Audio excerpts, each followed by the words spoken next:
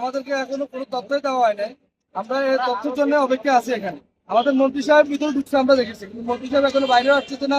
আমরা কোনো তথ্য পাইতেছি না। আমরা কিন্তু না যাইতে পারলে যাদের 2 দিন 3 দিন ছুটির ব্যাগ মা দিয়েছে তারা কিন্তু বড় বিপদে পড়ে যায়। তো এর জন্য আমরা দেশবাসীর কাছে দোয়া চাই যেন আমরা সুন্দরভাবে পৌঁছাতে পারি। আমরা এক একটা প্রবাসী এক একটা যুদ্ধা, তো আমরা যেন সুন্দরভাবে পৌঁছাতে পারি। সবার জন্য আমাদের জন্য দোয়া করবেন। আর আমরা অপেক্ষায় আছি, আমাদেরকে যদি বলে যে না আজকে সবার জন্য ফ্লাইটগুলো ক্যান্সেল হয়ে গেছে, আপনারা কালকে আসেন বা সবাই জানা দেওয়া হবে। এখন পর্যন্ত এরকম কোনো নির্দেশনা আমাদেরকে দেওয়া হয়নি। তো আমরা এই অপেক্ষাটায় অনেক হাজার হাজার প্রবাসী এখানে দাঁড়ায় আছে শুধু এই অপেক্ষাটার জন্য। এখন আমরা যদি চলে যাই, পরবর্তীতে যদি ফোন আসে যে আপনার ফ্লাইট চালু, তখন আমরা তো আরো বিপদে পড়ে যাবো। আমরা আসতে রাস্তাতে আসতে পারবো না, কিছু করতে পারবো, এই কারণে আমরা অপেক্ষা আছি। এটা এখন তো বোঝা যেত ধোঁকাবাজি, আমাদের সাথে তারা প্রতারণাই করতেছে, কারণ আমাকে তো সঠিক নাম্বার দিতেছে না।